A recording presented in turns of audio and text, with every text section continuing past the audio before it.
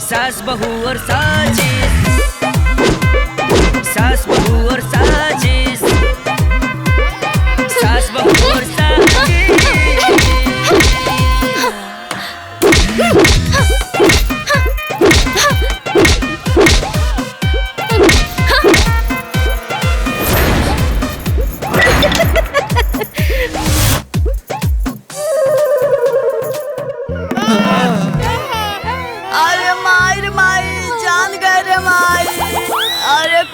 का नसीहत तोड़ डालने वाले माई।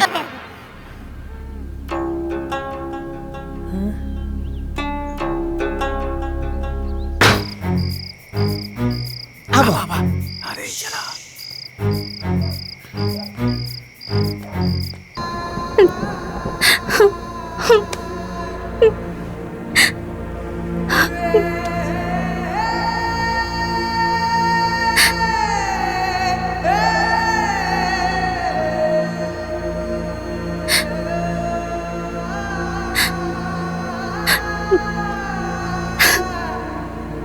करा।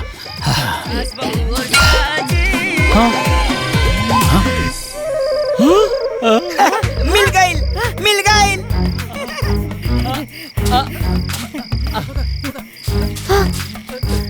लाओ लाओ।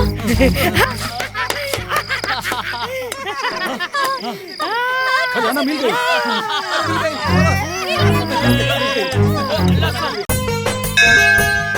दुनिया अपन बेटी के कुछ भी माने, लेकिन हम अपन बेटी के अपना खातिर बहुत सौभाग्यशाली मानेनी।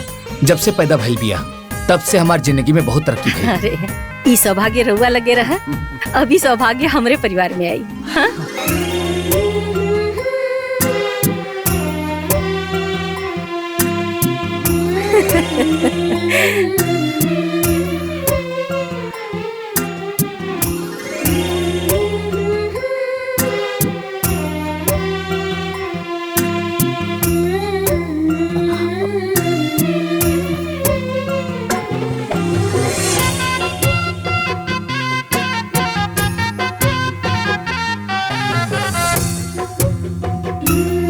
बेटी जा गोड़ लागले।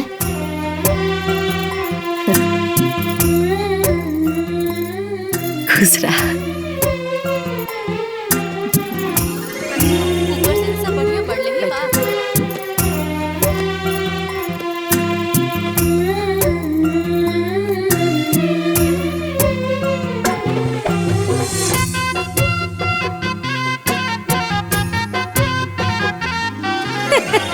ए बिटिया खूब बढ़िया से चीन ला, हम बनी तोहर होखे वाली सास और ई बने तोहर होखे वाला पति।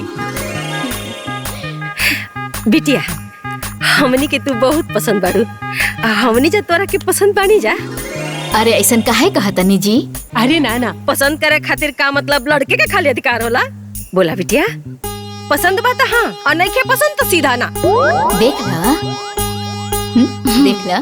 अरे हमरा के देखे हाँ नहीं के करा भाई, इनकरा के देखे इनके संगे जीवन बितावे के बाद। बोला बिटिया पसंद बाड़े ना?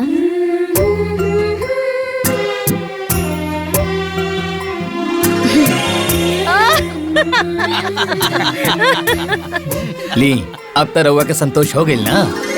हाँ संतोष हो गइल। बस अपने दोनों बेटन की वीडियो कॉल पर दिखा दी कि हम अपन छोटकी पतोह पसंद कर ले बानी, ओकरे बाद तो कुल बात व्यवहार आगे होगी। बेटा भैया की वीडियो कॉल कर ना। हम जनते बानी बेटा बहरे रहे लोग तनी इतना जल्दी में ना आ पाऊ ना, तो हम कल के रो वीडियो कॉल पर तोहनी के दिखा देम। इला माई। हाँ। प्रणाम माई। खुश रहा बचवा, खुश रहा। ओनानियों के बोलावा। रुक रुक माई, हम सबके दिखाओ तनी माई, सबके दिखाओ तनी। ए ए ए ए बजंती, अरे संतोष के शादी के दिखाओगी होता हो, जल्दी आवा, वीडियो कॉल बा माई के। ए श्रीलता, हेमलता, श्री प्रकाश, जय प्रकाश, अरे जल्दी आवा हो, माई के फोन आइल बा, जल्दी आवा। ए श्री प्रकाश, अरे जल्दी आवा हो, जल्दी। अरे आके देखा, अरे आके देखा। ए तू लोगन आवा, सब आवा, देखा आवा। अरे अम्मा जी बाड़ी ना? देखो तो ए अम्मा जी तनी कैमरा सामान करी। अच्छा अच्छा रुक। अरे ए देवरानी जी, अरे चेहरवा तनी ऊपर उठावा, देखा हमनी दोनों जनी तो हर जेठानी है सर।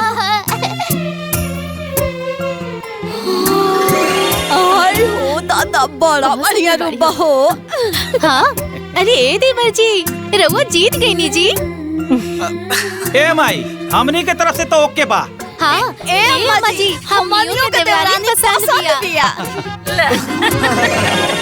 करो पसंद जरूरी बा। ई हवे ई घर के सबसे बड़ बेटा जयप्रकाश और इनकरी पत्नी है बैजंती और ई हवन ई घर के मझला बेटा श्री प्रकाश और इनकर पत्नी है श्रीलता।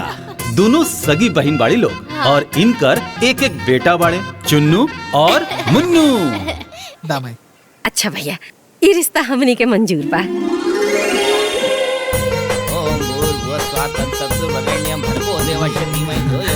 ये देखे ता भैया का कहता अरे तू हमके बताइबा। अरे देखा कितना सुंदर वो बूढ़ा भी छेकाई कर लेनी। इतना बढ़िया से तक कि वो अपन सगा बेटा का भी ना करेला। ए अंगूठिया दिया दीदी। बेटी जाना तरु ई बुढ़िया के पास ना बहुत खेती बाड़ी रुपया पैसा बहुत ढेर बा। खाली इतने ना उनका लागी तो चांदी के गगरी भी पड़ल बाटे जेकरा में सोना चांदी रुपया पैसा सब भरल बाटे। अच्छा ऊपर से तो सब बढ़िया बढ़ ही बा। बहुत बड़ विचार वाली बाड़ी। यही सता हाँ। सुमन के मम्मी आप पापा उनके शादी तय कर देले बालो। खुश रहा। ली समधिन जी मुंह मीठा करी। अरे पहले तो रहुआ मुंह मीठा करी। रहुआ खाई ना। भगवान के आशीर्वाद से सब कुछ शुभ शुभ होता है। आज हमरा के बड़ा खुशी होत बा। अरे सब उनकर कृपा बा और अब वही काम बीतल नहीं खे अब वही तो काम शुरू होता।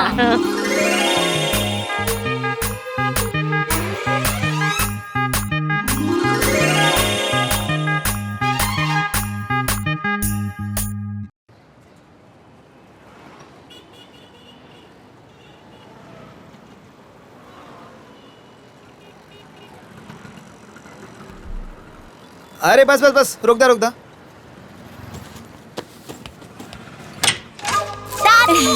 प्रणाम दादी। आवा हमार पोता। अरे खुश रहा। अरे कहाँ बड़ू हो? अरे देखो माई आ गई। आवा। अरे माई भैया प्रणाम। गोड़ लगा। अरे खुश रहा। अरे खुश रहा। और सब ठीक बा ना? हाँ माई खुश रहिए। हाँ अंदर आ। प्रणाम भाभी। बैठा संतोष बैठा बैठी माँ जी। बैगिया वहीं रख दा। हाँ अरे जल्दी पनिया लेके आवा और सुना मिठाइया ले ले उस साथ में। और संतोष हाँ भैया सब ठीक ठाक बा ना? जी भैया। रखा। का ए देवर जी? अरे देवरानी पसंद आई नी की ना?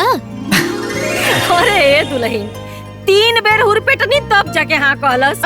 ए अम्मा जी जहाँ भी आवा हो जाई नू तहाँ खाली हाँ हाँ करिए ना तो मुँह से निकल पे करी। अच्छा माई आवे में कोनो तकलीफ तो ना भइल ह? अरे ना बेटा संतोष के रहते हमरा कोनो तकलीफ हो सकेला। चाचू चाचू चले ना छत पे खेले के। अरे हाँ चलो चाचू। अरे बड़े दिन बाद चचा पौले है जा जा तनी खेला। अच्छा चलो जा। मजा आई खूब। ए माई हाँ बेटा पनिया पीना ले। ले पकड़ खो तुम खो।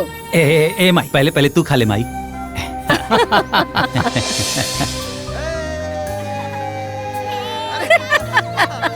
देखो बहुत दिन बाद पौले लड़का के देख कैसे लड़का नियर खेला तो खुद और घरों में न बचवा दिनों भर में 10-12 बेर नहन के नाम लेत रहला।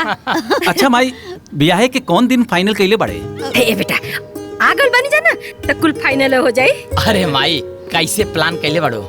देखा बेटा वो का है ना कि सोचता नहीं ना कि एकर ब्याह खूब धूमधाम से कइल जाए कि देखे वाला कह कि भले सग बेटा ना बा बाकी ब्याह सग बेटा से बढ़ के कइले बाड़ी। ए बेटा लो जैसे तो लोगन का घर गृहस्थी बसा देले बानी ना वैसे हमरे जेते जिंदगी ओहो का घर गृहस्थी बस जाई हैं। सेवा कइले बा तो मेवा मिली कि ना? खूब धूमधाम से ब्याह करे के ओकर। हाँ बाकी माई तू कैसे का करबो बतावा ना। ए बेटा देखा सोचले बानी ना कि 11 थान गहना 51 गो साड़ी पतोहिया के बक्सा, अलमारी, पलंग, इकुल त नया किनाय जे ओकरा के। और रहल बात गाड़ी के, तो बात का बात बा। माई एहमे तो 10-12 लाख रुपया लग जाई। हाँ बेटा, लौकी तो का करे के लगावल जाई। बाकी माई तू जैसे कहबू ना माई, वो सब ऐसे ही हुई। बाकी एगो बात सुना ना माई। हाँ बोला ना। तू कहा कि संतोष तोहर बात सुनेला ना माई। हाँ। माई उ संतोष के कहता कि उ अपन हिस्सा के जमीन हमरे नामे लिख दे, जितना पैसा लगी ना कह दिया जाई।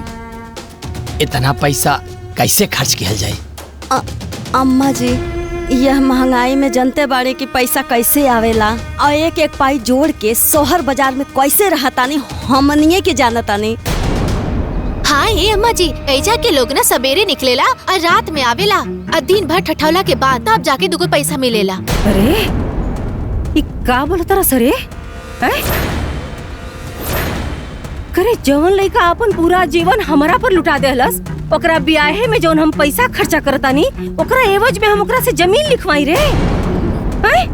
अरे हमारा में कीड़ा पड़ी रे मुआला पर। थूकी दुनिया। अब माई वो कहा ना माई, पैसा कोनो कागज के टुकड़ा तो है ना, केहू आदमी पर ऐसे ही लुटा दिया जाए। का कलिया? वो केहू बा? वो तोहनी खातिर केहू हो गल बा? करे जवन लइका अपन रोवा रोवा हमरा में खपा देहलस, वो केहू बा? जवन लइका हमरा के भगवान से भी बढ़ के मनलस, वो केहू बा? अरे तोनन के का पता कि हम कैसे जियतानी, कैसे खातानी, कैसे रहतानी? कुछ पता बात होनी के नहीं के ना? स्कूल का ख्यालो लइका रखा था तो केहू बा?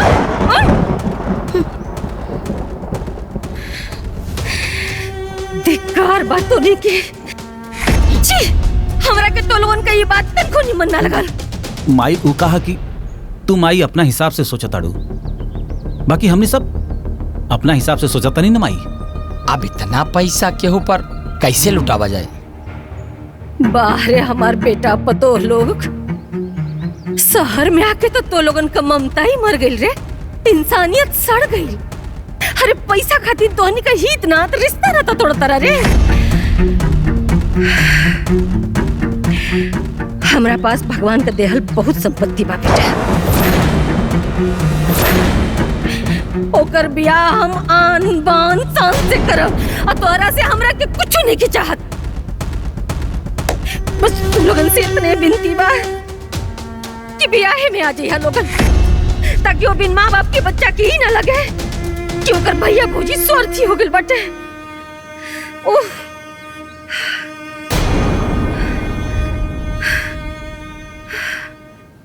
श्री प्रकाश, हमनी माई बेटा की जाकर टिकट निकाल दे।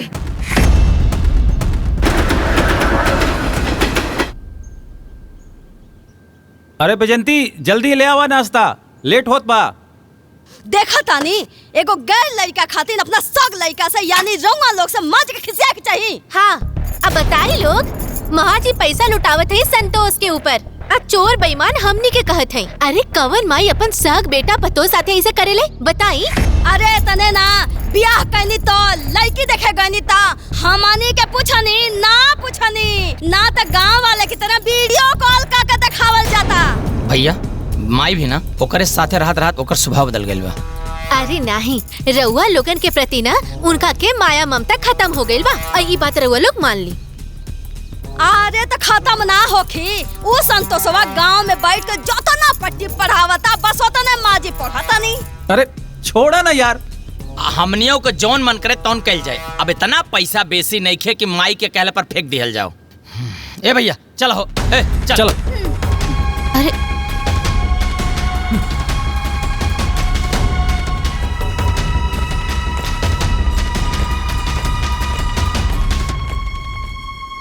अरे ये दू के दोनों जन अपने माई के ममता में मंद बुद्धि हो गल बारे एकदम से। अरे दीदी, अगर हमने इनका के ना समझाई ना तो ये लोग अपन मेहनत के कमाई और अपन संपत्ति उस बुढ़िया और लालची देवरा के दे दी। कहो कलवा पे पाठ यादव का लिखले बाड़ा, पाठ मिश्रा हो ना? अरे तारा काट के ठीक करा। अरे खाली कार्डवा लिखब लोग, ली गरम गरम चाय पी ली। अरे पहुना, अपना जीवन में रउआ कितना बारात कैले हो खब? बाबुआ हमके याद त नहीं बा, तब्बो 1000 से तो ऊपरे होई। अब दूसर का देखे के बाद देखा ये घर में देख ला। संतोष के बड़का बाबूजी के बारात कैनी, संतोष के भाई जयप्रकाश के बारात, श्री प्रकाश के बारात, और आप और संतोष के बारात। अरे मामा, फूफा की उम्र देख के तो क्या नहीं क्यों बुझा? शिव प्रकाश के ब्याहे में रउआ तो लौंडा साथे नाचले रहनी। अरे तो अभी कौन बिगड़ल बा, छमक छलो बन के आओ तोहरो साथे नाचब हो।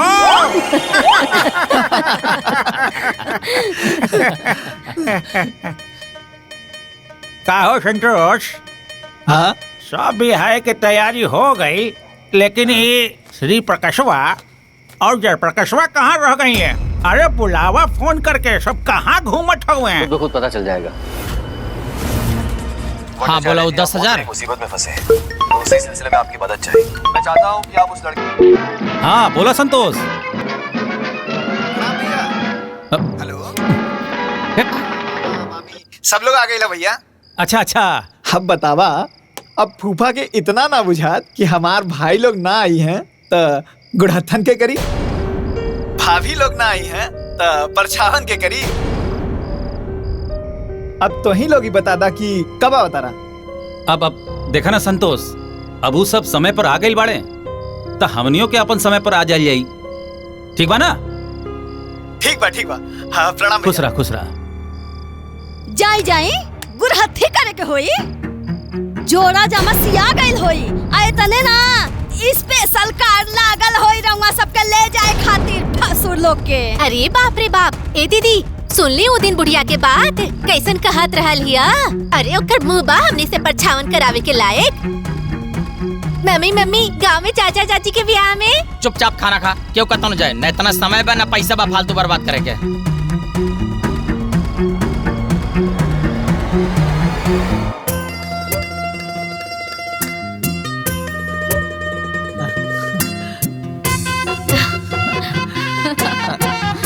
आवतानी बुढ़ो के बोला के।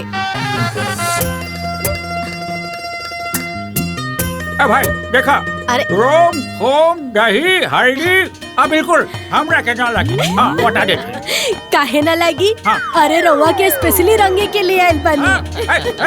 मनोरंजन में ठीक ना होई। रंग जाए यही खातिर हम ना आवत रहनी। हाईली नहीं, हल्दी लगावे से पहले ये नौटंकी शुरू कर देली। हो गई मैं लाडू तोड़ा हमरा साथे। हमरा साथे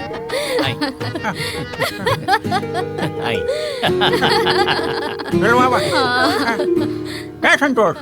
अरे तो हर बड़की माई नहीं दिखाई देता ये। माई अरे अभी यह तो रहनी माई। माई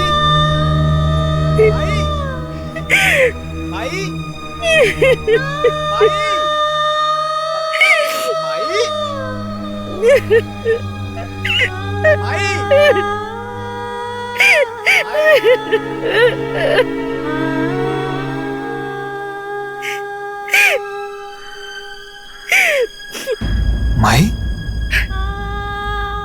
ए माई, हमरा से कोनो गलती हो गल बाका? नहीं रे बेटा, तोरा से तो कोनो गलती हुई है नहीं की सकत। तोरा की बहुत बुरा लगत हुई ना कि ब्याह में तार भैया भौजी नहीं खिया पावत।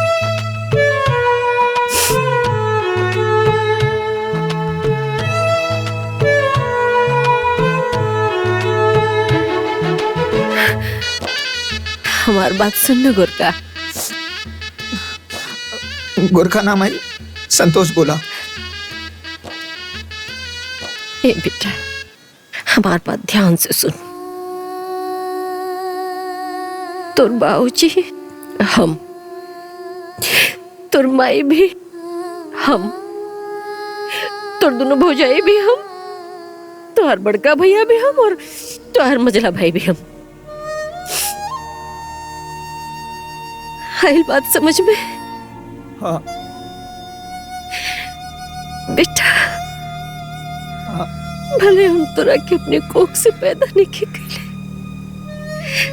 लेकिन हमारा असली बेटा, हमारा राजा बेटा तू बड़ा। आइल बात समझ में? पर माई भैया भाभी तो वह लोग बना। बुद्धि का बैल, कौन बात समझ में नहीं क्या होता? अरे माई माई माई बारे हमार माई।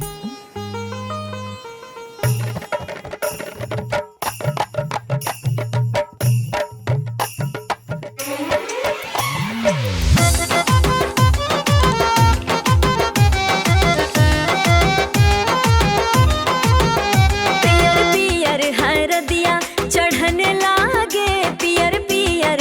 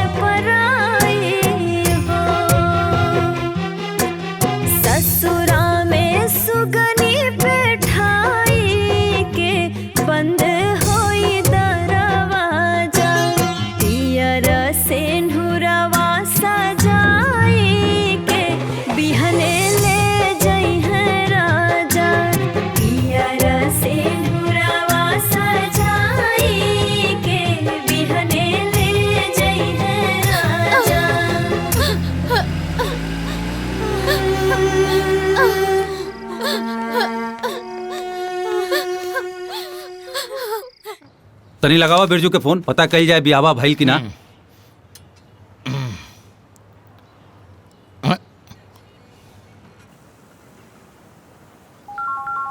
अचानक के कर फोन आ गई।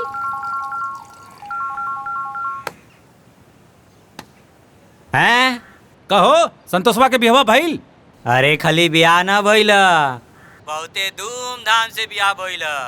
और जानत बड़ा हमहू बाराती गइल रहनी। अरे ओ हमनियों का चर्चा उर्चा होत रहल कि ना? वहाँ तोहार लोग के चर्चा ना, खाली खर्चा पे खर्चा होइत रहे। अब भूल जा तोहार लोग के वैल्यू खत्म। अरे हमरा तो ई लागत रहे कि तू लोगन पार्वती चाची के बेटा ना हवा। अरे जानत बड़ा असली बेटा तो संतोषवा लागत रहे। अच्छा चला चला रखा। सही बात बोलला पे ना सबके बुरा लागेला। चला चला ज्यादा ज्ञान मत दा, हाय लपिया। सुन लेनी, राउर लोग के कौनो वैल्यू नहीं खे। अरे वो बुढ़िया यानी राउर लोग के माई तक कुकुरों से नीचे रखता रहूंगा लोग के। अरे तो यार अब हमनी के वहाँ गईबे ना कहीं तक कहाँ से ही कुल। अरे तो रउआ लोग ना जाए के सपनवो ना देखी, काहे कि ना आपके माई के मत्ती मारल गइल बा, मत्ती मारल गइल बा। मम्मी मम्मी हमार पेंसिल नहीं क्या मिलत। अरे हमनी के सारा संपत्ति चल गइल आ तोहनी के पेंसिल के परल बा। जा लोग पढ़े, बाद में देहब। कौन हलवा है का संपत्ति चली जाई? ये चीजिया मन में लेके बैठल रहा। अरे जमुना दिन कुल हाथे से चल जाई ना वही दिन बुझाई। चल रे। हाँ चलो। चाय पी है। चवा ला पिया चाय, चाय पी। ए गुरका। गुरका ना माई, संतोष बोलल करा। अरे वो है रे, दुल्हिया कहाँ बिया? अरे वो तेल गरम करत तारी, वो अजवाइन और लहसुन डाल के। आज वह तेल तोहर गुड़ में मलाई और तोहर सारा दर्द ठीक हो जाए। अच्छा माई, हम तोहरा से कितना कहली कि हमरा के संतोष बोलल करा, तू कब्बो ना बोललू। खाली माई से झगड़ा करला, झूठा। अरे एक का पुरनका चादर काहे बिछावता नी, नौका बिछा देना जौन हमरा नैहर से आइल बा। अरे ना ना हमारी है ठीक बा, जब भी फाटी ना तब न काहे बिछैया लो, हमारी है ठीक बा। अच्छा अम्मा जी रवा सूती ना, रवा गोड़ में तेल लगा देता नी, रवा गोड़ के सारा दर्द ठीक हो जाई। हमार दर्द लगन बाद में ठीक करिया, पहले है ना हमार बात सुना। ए तू बैठ। अरे मेरे भाई ए तू बैठ, बात सुन। देखा बिटिया, हमारे खानदान में ना ब्याह के बाद गंगा मैया के करहिया चढ़ावल जाला, हैं खोइछा भरल जाला। अब तक कहीं ना कब चले के बा? एक काल चलल जाओ। अब हाँ कहे ना। तो एक काम कर बेटा, तू ना कल गाड़ी बुला ले, गाड़ी से चले के। जी माई। कहा घूमे चले के?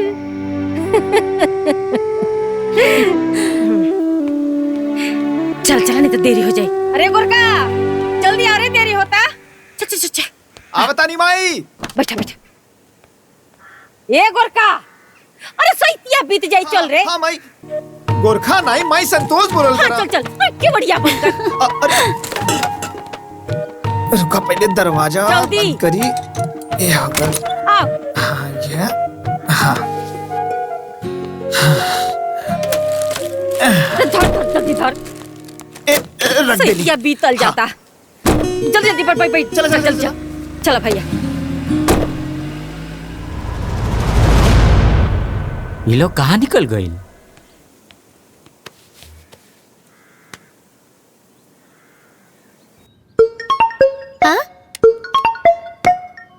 बिरजू अंकल के फोन। पापा बिरजू अंकल के फोन आइल बा।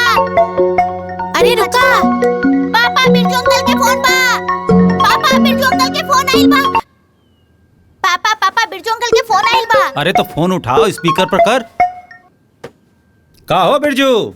हरी तोहार माई अपना सगा बेटा और पतो के लेके कहीं गइल बानी। का मतलब? अब का मतलब ये हम कैसे बता सकता नहीं? देखा हम देखनी हा तो सोचनी हा कि तू लोग के बता दी, ताकि तू लोग सतर्क हो जा। तू लोग खुदे पता कैला, बुझला ना? हाँ ठीक है, रखा ताली। अरे का मतलब बाना हम बतावत है। गइल हुई अपना जमीन ओकरा नामे करे। अब दोनों जनी बैठ के घरे में झाल बजावा झाल। आ जोन भिखमंगा रहल ना उ राजा बन गई। आ जे राजा रही उ भिखमंगा हो जाई, हाथ में कटोरा आ जाई कटोरा। और ओकरा बादे वर वाला घर तर आ घर वाला बर्तर। इतना आसान बा बर वाला घर तर घर वाला बर्तर? अब सही तो कह रहल बा। अरे औरो कोनो काम से तो उ लोग बाहर जा सकेला। जा जाके नाश्ता लगावा ना, भूख लागल बा।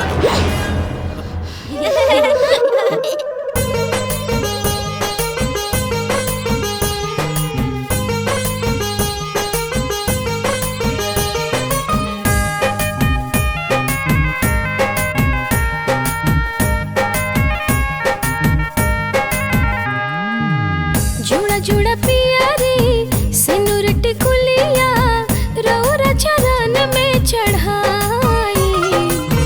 जुड़ा जुड़ा पिया रे सिनुर टिकुलिया रौरा चरण में चढ़ाई। हे गंगा मैया करिले राउर पुजाई, करिले राउर पुजाई। हे गंगा मैया करिले राउर पुजाई, करिले राउर पुजाई।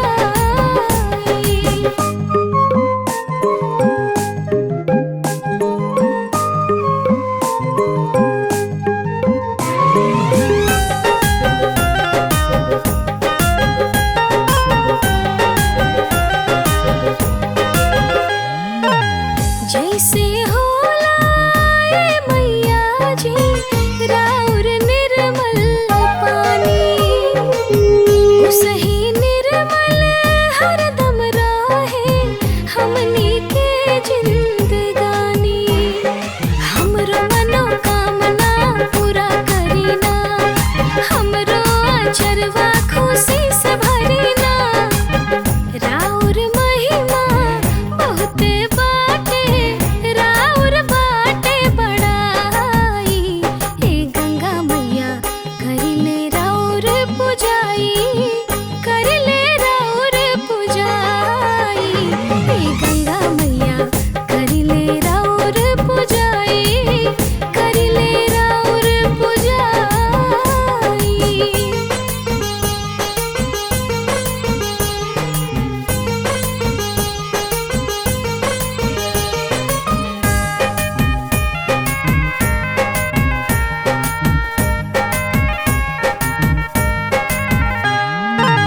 जैसे अविरल राउर धारा अविरल बाहे जी,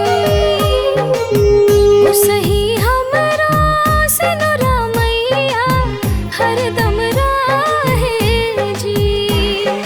ऊंचा रहे राउर अररियाना, बहत रहे हरदम लहरियाना। दिलवा में तोहके राखे जे मैया मनवांछित फल पाई। हे गंगा मैया करिले राउर पुजाई, करिले राउर पुजाई। हे गंगा मैया करिले राउर पुजाई, करिले राउर पुजाई।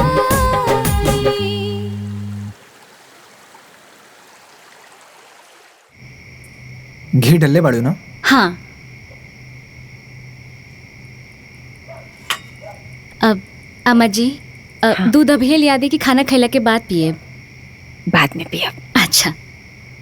ए तुम खो। अरे माई तू खा ला, हम बाद में खा ले। अच्छा दुल्हन। हाँ ये का खाना लगावा था। अच्छा आओ। सुना अचार मत दिया करा के, अचारे का बड़ा शौकीन लड़का बाई। अच्छा ठीक बा। हाथ धोआ।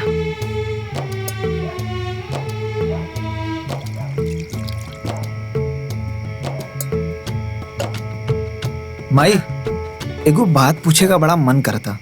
पूछा बेटा। ई भैया भाभी हमरा शादी में काहे ना आइलन? अच्छा कैला जी आज सवाल कह लेला। तोरे ब्याह के दरमियान तू इतना खुश रहला ना बेटा कि हम ये बात तोरा के बता नहीं पौली। बाकी अब बतावल जरूरी बा। तोर भैया भौजी ना बेटा निहायत स्वार्थी हो गए बाड़े, बदल गए बाड़े। जानता रे तोरा ब्याहे में जवन खर्चा भइल रहे पैसा ना, ओकरा बदले में तोर जमीन मांगत रहना सा। अरे हम उन्हन की बड़ी धिक कर ली, बहुत डटली। ये बात सुन के हमरा के बड़ी सदमा लगल बेटा। करे हमरे कोख से इतना नीच विचार वाला लड़का पैदा भइल बड़ा सा। धिक्कार बा हमरा के। वही दिन हमरा दिल से उतर गई ना और एकदम त्याग दे ली। और वही दिन ही फैसला ले ली बेटा कि हमारा असली बेटा तू बड़ा, हमारा असली पतो ई बाड़ी। ये घरे का जितना भी जवन भी संपत्ति बा ओकर मालिक तू बड़ा और ये घरे का मलकिन ई बाड़ी। माई पर भैया भाभी लोग तो उहे लोग बा ना। हाँ बात तो सही करला, भैया भाभी तो उहे लोग बाड़े। इन्हें आवा दुल्हन। हाँ थाली उठावा, उठाला। आओ हाँ आवा बेटा आवा, इन्हें आवा। हाँ आओ। बुद्धि का पैदल कौनो बात दिमाग में घुसल ना करे, चाहे इन्ने से बोला चाहे उन्ने से। बक जो तोरा संगे हमें खाए के नहीं खे। अरे अम्मा माई चुप जो। माई माई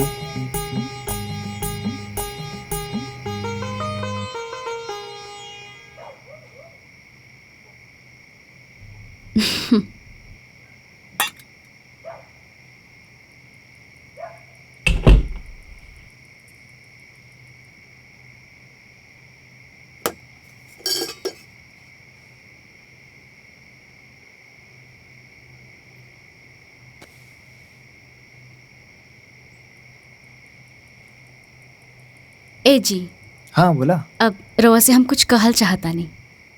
बतावा। अब अम्मा जी भैया जी और भाभी लोग से बहुते नाराज लागता नहीं। हाँ ये से तो ऐसे बोलत रहनी, बाकी 2 दिन में सब गुस्सा खत्म हो जाए। हम माई के जाना था नहीं, यही से तू माई के गुस्सा से कंफ्यूज मत होगा। बाकी भैया लोग का हमरा पे बहुत एहसान बा। तू हमेशा भैया लोग के इज्जत रखिया। इहो कोनो कहे वाला बात बा। रउआ हमरा तरफ से एकदम निश्चिंत रहब। पर एक और बात बा। का? इहो कहे के पड़ी।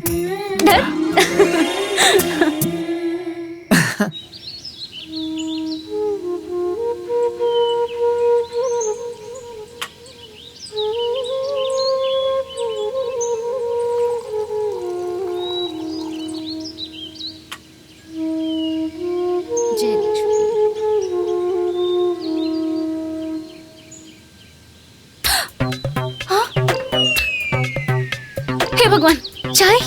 जय तुलसी मैया।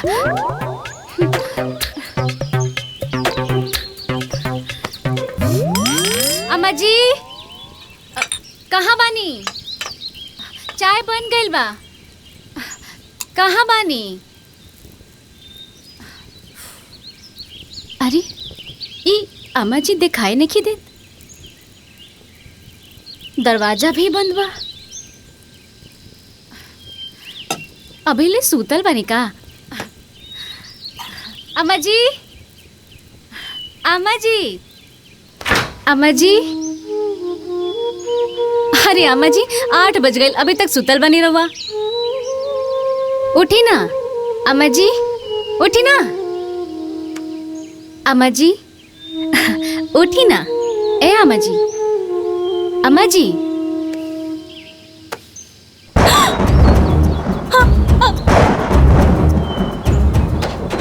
जी हाँ, अम्मा जी हाँ, अम्मा जी अम्मा जी अम्मा जी हाँ हाँ ए जी जल्दी आई ना जी जल्दी आई अम्मा जी उठी ना अम्मा जी देखिए ना अम्मा जी के कहाँ गए माई माई माई अम्मा जी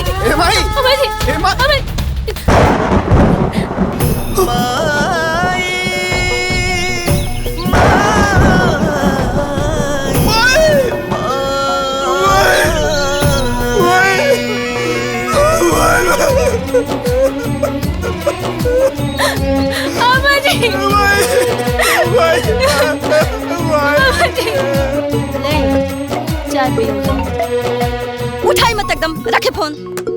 अरे कितना निर्लज बा हो कि कॉल पे ब्लॉक कइला के बाद व्हाट्सएप पे फोन करता ओह पे ब्लॉक करी तुरंत। मुझे भी फोन कर देला। एक काम करी ना छोटका भैया को फोन लगाई। अम्मा जी रुको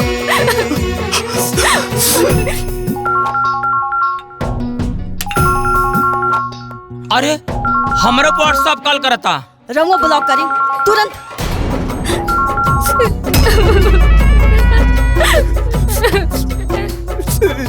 वो फोन काट देला।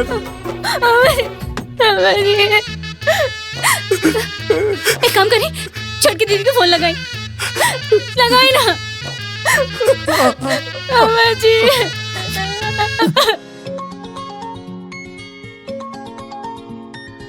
अरे बाप रे संतोष के फोन। ए दीदी हाय देखो तोर फोन पर संतोष के फोन आवता। पहले इनका काटा इनका हम इलाज करता नहीं। ए ला हो गई ब्लॉक करे फोन अब।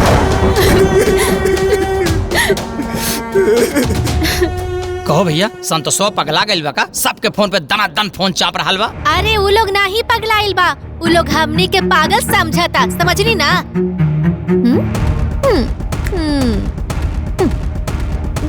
अरे रउआ सबके माई और उनका सहोदर बेटा दोनों मिल के जरूर कोनो प्लानिंग कइले बारे आ उहे खबर देवे के होई गुड न्यूज अपना भाई लोगन के।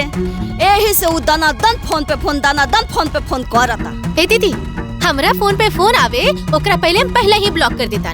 ठीक कैली है। चला सब लोग ब्लॉक कर देला ना। हाँ बहुत बढ़िया।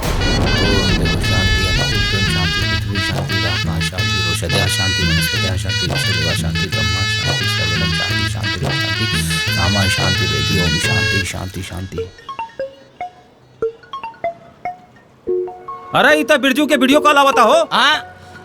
उठावा अब 2 मिनट रुका भैया तो टिकट बुक कर दे। का हो बिरजू का हो संतोषवा तोहरा के फोन कैले रहला हा?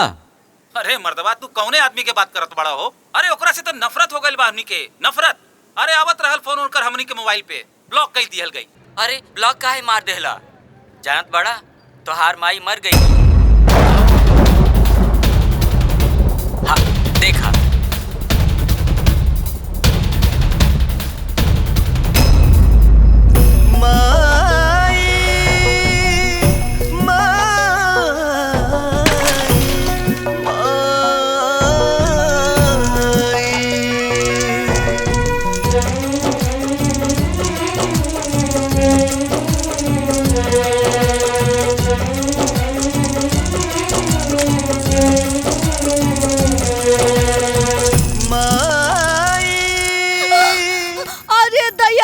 कुल बर्बाद हो गइल कुल हाथे से का दिया नहीं खेला रे दादा अब का करी। अरे कितना बेर रउआ लोगन से कहले रहनी हा कि घर हो जाके देख ली लेकिन दिन रखत सब लुटा गइल सब हाथे से कुल। अरे गहना जेवर चल गइल रुपया पैसा चल गइल खेत बाड़ी कुल चल गइल हाथे। अरे ए दीदी चांदी के कलश में तो गइल आऊ में के रखल सोना चांदी के सिक्का गइल चल गइल सब कुछ। अरे गइल हाथ से। अरे इतिहास में लिखा जाई कि अपन माई गैर बेटा खातिर जीते जी कूल कर दिलस और अपन शौक बेटा के बर्बाद करके मर गइल। अरे चुप रहा लोग। अभी कुछ ना बात बिगड़ल। जयप्रकाश। जी भैया। गाड़ी बुलावा, गांव चले के बाद।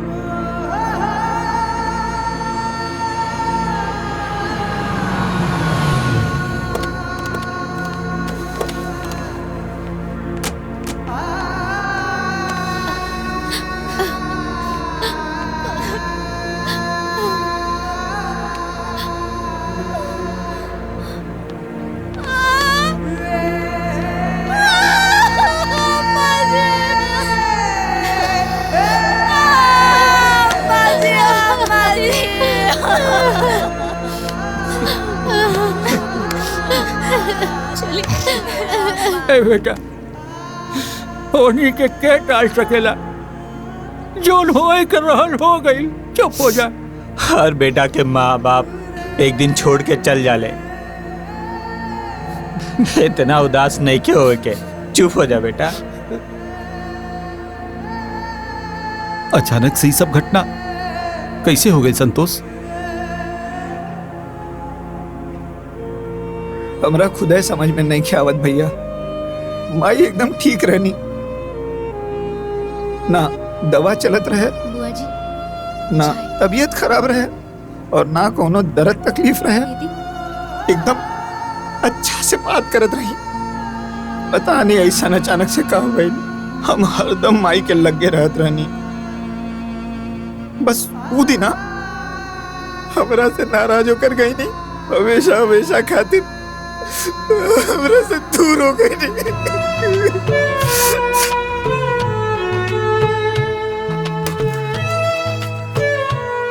रोज सुबह जब हम चाय बनावत रही तो अम्मा जी आके हमरा लगे बैठ जात रही, लेकिन ओ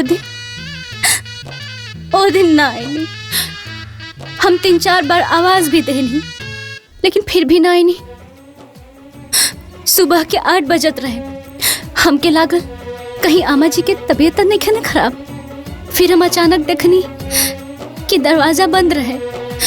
फिर हम चाय बनावल छोड़ के आमा जी के लगे गईनी।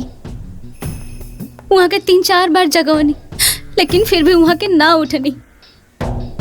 फिर से हम जगवनी, तब तक अचानक वहाँ के हाथ दम से नीचे गिर गए। फिर हम बहुत घबरा गए रही। फिर हम यहाँ के आवाज देनी, यहाँ के आईनी, अम्मा जी के हाथ पैर के छुके देखनी। तब तक पता चला कि अम्मा जी हमने के बीच ना रही। अरे अम्मा जी कैसे छोड़ के चली गई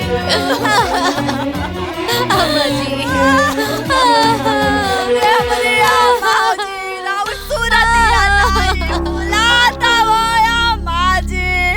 अरे रउआ बिना घरवा काटत है अम्मा जी। हमने के छोड़ के कहां चल गए अम्मा जी। रो रो के जान देले से वापस आ जाइए का? चुप रहा तू। संतोष अपना जगह से अभी हिल ना सकेला, कहने लोगन गार्जियन हवा। अब हिम्मत रखा और आगे के कार्रवाई करा। तीनों लोग आपस में मिल के बातचीत करके बात के फाइनल करला। 10 गातर के बाद ये सब टाइम ना मिलेला। पुराणम गणुरम पुण्याम पवित्रम पापनाशनम फुलवता कामना पुण्यम श्रोतव्यम सर्वदेवहि। अर्थात माता पिता के मृत्यु के उपरांत यदि पुत्र ने गरुड़ पुराण का श्रवण नहीं किया तो माता पिता को तारने में कैसे समर्थ हो सकता है।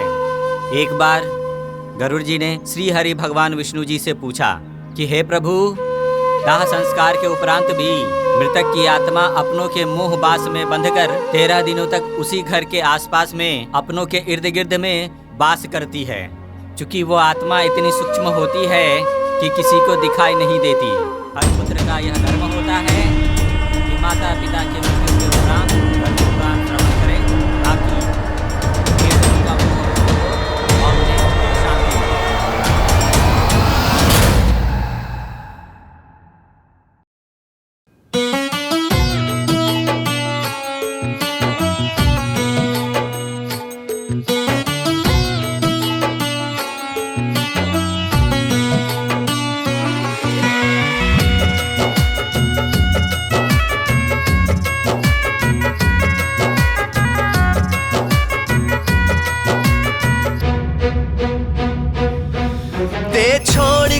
गईले तोर कमी ना होई पूरा रे माए ते छोड़ के गईले तोर कमी ना होई पूरा रे माए तोरा बिना ई जग में रहे अधूरा रे माई तोरा बिना ई जग में रहे अधूरा रे माई माई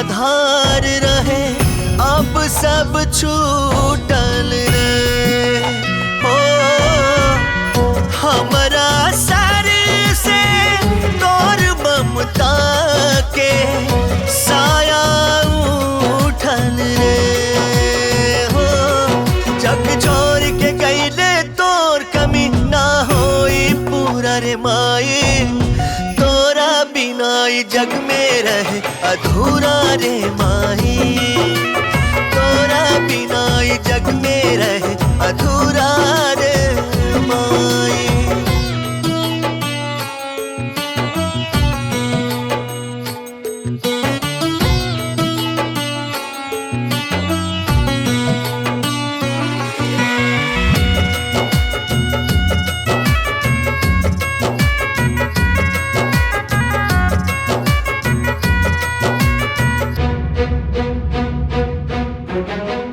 अंगूरी धरा वालो दुनिया देखवालो छोड़ के चल गई हो जन्म से हमारा जुड़ल नाता तोड़ के चल गईलू मुंह मोड़ के गईलू तोर कमी ना होई पूरा रे माई जग में रहे अधूरा रे माई तोरा बिना ई जग में रहे अधूरा रे माई माई माई माई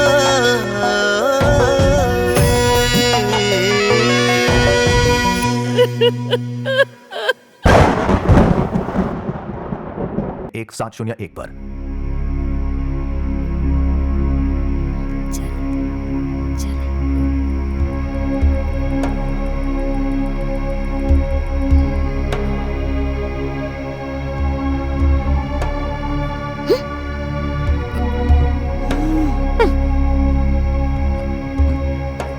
संतोष हे संतोष। हाँ भैया। बाबू अब माई के अंतिम समय में हमनी के रहनी जाना। अब अगर माई के कोनो अंतिम इच्छा रहल होके तो बतावा ना। माई हमरा से भी कुछ ना कह पाऊंगी।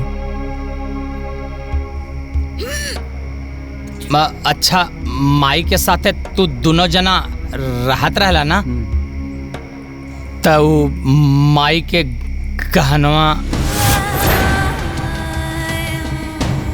जमीन के कागजात और बैंक के पासबुक और चांदी वाला कलशवा कहाँ बा? का भैया ये सब बात करे के यह उचित समय बा का? बाकी जानल जरूरी बा ना हो। हाँ तो जान जाई बानू, काहे घबराता रहा? कहाँ ले रवा लोग के आमा जी के बढ़िया से श्राद्ध करे के बारे में चर्चा करे के चाहिए, बढ़िया से उत्तम कांड करे के बारे में बात करती, लेकिन रवा लोग आवते ही धन दौलत जमीन जायदाद के बारे में बात करे लगनी। दुल्हनिया ठीक कहतिया, अभी इस सब के बात करे के का जरूरत बा? अरे श्री प्रकाश, ये सब तू का बात कर रहल बड़ा? अरे वो सब कहीं भागल जाता का?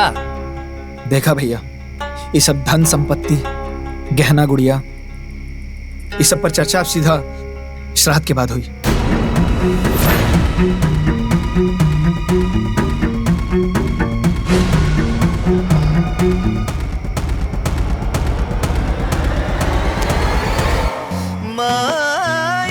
अरे हमार गोरका पहली बार इतना अच्छा बात बोल ले, नजर ना लगी।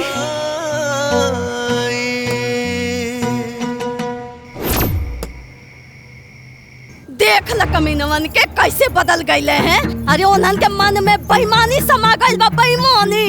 अरे सही कहत है दीदी, आई दोनों मरद मेहरारू के मिली भगत है। देखली ना कैसे कहत रहले, जवन होई तो श्राद्ध के बाद है होई। अरे हमें तो लागत है ना कि दोनों मिल के बुढ़िया के नटाई दबा के मार डाले बारे। और जितना बेईमान होकर आदमिया पिया ना, उससे 1000 गुना बेईमान होकर मेहरिया पिया।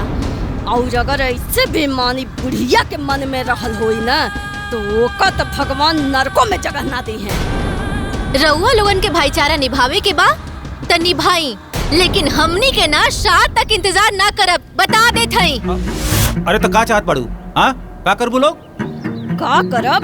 अरे हमनी के एक एक पाई के, एक एक संपत्ति के पता करके रहा। हाँ, का लगता रउआ लोगन के कि हम अपने संपत्ति पर वो दोनों भिखारी के राज करे देव का? अरे जमीन के पूरा कागजात, सास के गहना, चांदी के कलश और तो और बैंक के पासबुक, एक एक सामान घर से निकालब। और जैसे ही श्राद्ध खत्म होई ना, दोनों के घर से निकाल दे, पहले बता देता नहीं। अरे ऐसे कैसे निकाल दे? अरे उन्हन दोनों के तो लतिया के घर से निकालल जाए। हे भाऊजी देखा, हमनी के झगड़ा झंझट ना कइल जाई, ठीक बा? को भैया, गांव समाज में जौन मान प्रतिष्ठा इज्जत बा सब मिट्टी में मिल जाई। सही कहा तारा। तब ऐसन करल जाए कि सांपो मर जाए और लाठियों न टूटे। मतलब करण अर्जुन, हमार करण अर्जुन, एक बार दोनों आ जाइए ना तो सब ठीक हो जाए, बुझाइल? बेशरम लोग, हमरा बेटा बहू के लात मार के निकली है। अभी लोगन की सबक सिखावे की पड़ी।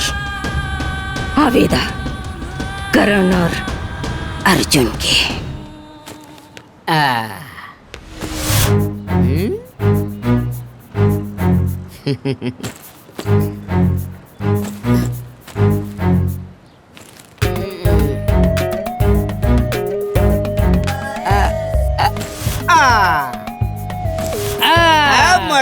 हाँ भाई छोटू, चाहे केहू आई चाहे केहू जाई, खजाना के पता हमन ये लगाई।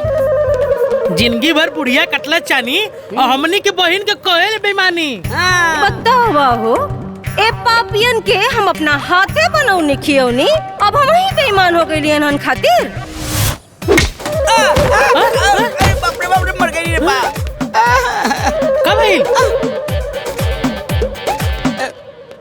बदतमीज इंसान, कामीनों के खानदान काय करता रे हमनी के परेशान। हल्फा मचा दे, गर्दा उड़ा दे, ऐसा घुसा मारब कि धरती धरा दे। ए छोटान, ज्यादा बोला मत, न तो उठा के फेंकब तो गिरबा गांव के बोहरी ना। हमनी के लाठी कब्बर नहीं हजा हैं? जा दो भैया, चला चला चला। छोटू, बाकी लोगन के बाती पर ध्यान मत दे, सीधे खजाना पर ध्यान दे। मुटका तो समझदार हो गइल बा। छोटू, खोजे के बाद खजाना और वो दोनों जाने के देवे के बाद सजा। पन जीजा जी के बनावे के बाद राजा। ओ, पेट हाथी के मुंह बाछी के। अरे मारे मारे मारे, अरे बाप रे बाप, डंडा मार के कर दिया बखेड़ा रे। अरे पिछुआरे के चमड़ू धेड़ा रे। अरे तेरी माई की जगह तेरी बहन की हाँ कर। काय मले कदा, चल चल चल चल चल, काय मले तेरी बहन की, तेरी माई की, काय मले रे, काय मले रे। खेला होता खेला होता खेला होता, खेला होता खेला होता खेला होता, खेला होता खेला होता बड़का खेला, खेला होता खेला होता बड़का खेला।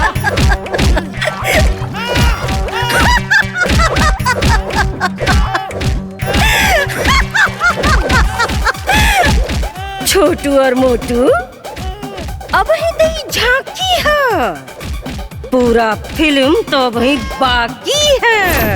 ये पक्षीराज, दाह संस्कार के उपरांत भी मृतक की आत्मा अपनों के मुंह पास में बंधकर 13 दिनों तक उसी घर में अपनों के इर्द गिर्द वास करती है। चूंकि आत्मा इतनी सूक्ष्म होती है कि हर किसी को दिखाई नहीं देती। हर पुत्र का यह धर्म होता है कि माता पिता के मृत्यु के उपरांत गरुड़ पुराण का श्रवण करें, ताकि प्रियजनों का मोह भंग हो और उसे शांति मिले। दीदी पंडित जी का पगला गेल बाड़े, ऊपर से का शांति लेवे हैं। अरे पंडित जी कहा तो तो ठीक न होए। दंदई कटकटाए थे। उस समय 2 यमदूत आते हैं, बड़े बहना क्रोध नेत्र वाले, पाप दंड को धारण करने वाले।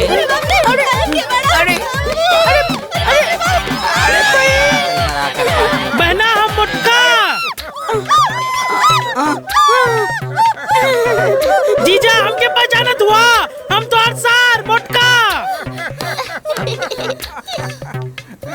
जीजा हम तहार छोटा सार। जाई नहा ले। चल भीतर चल नहाओ पहले।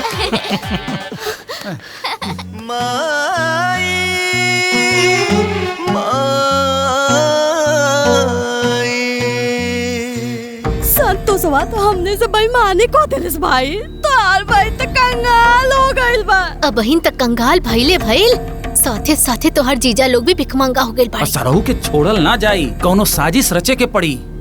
ये दोनों नाग नागिन बन के सारी संपत्ति पे फन फैलाकर बैठल बाड़े। ओ मेरी बहना सुन मेरा कहना, भले ही बहुत लात खाए हैं, बाकी बड़े बड़े लफड़े सल्टाए हैं। अरे खजाना के ठिकाना बतावा और समस्या से निजात पावा। जल्दी आवा जल्दी।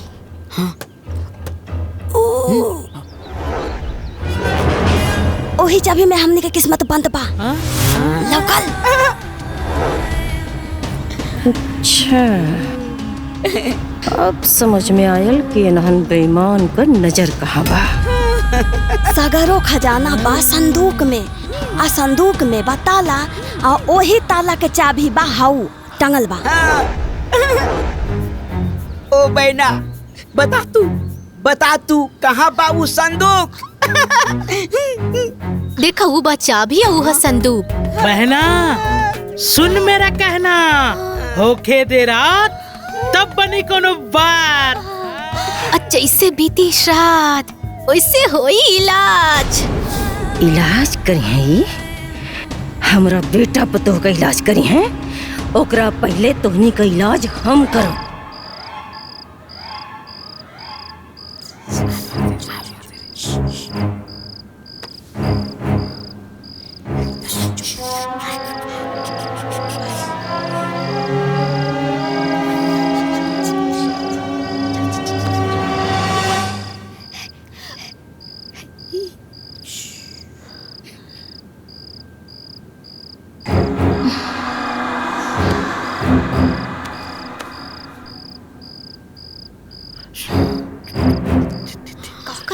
इतना देर से निकाल ला चाबी।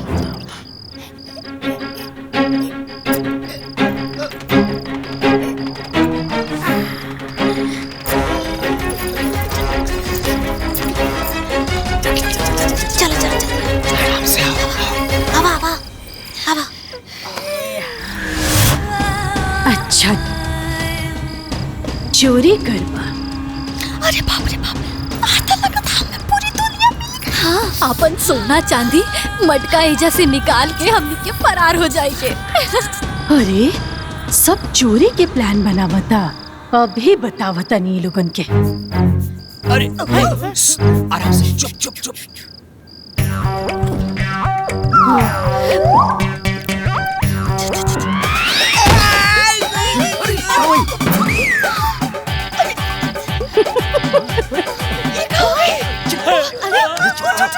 चाबी, अरे चबिया कहाँ गई?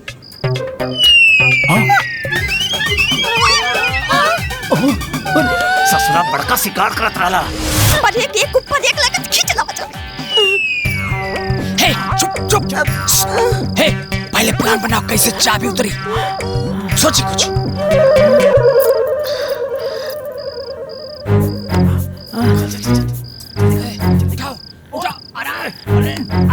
अरे आराम से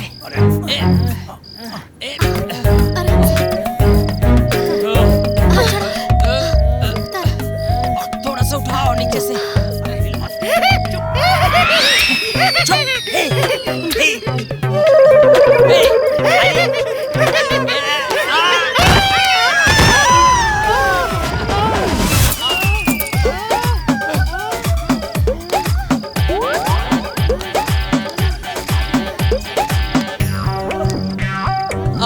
मिल गया मिल गया। एकदम चुपचाप रहिए, चुपचाप। जलावा जलावा।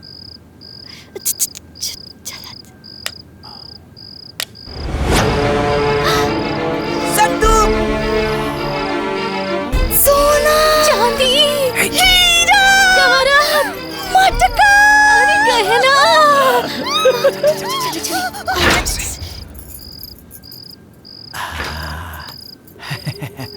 सास बहू और साजिश, सास बहू और साजिश, सास बहू और साजिश। कुछ नहीं।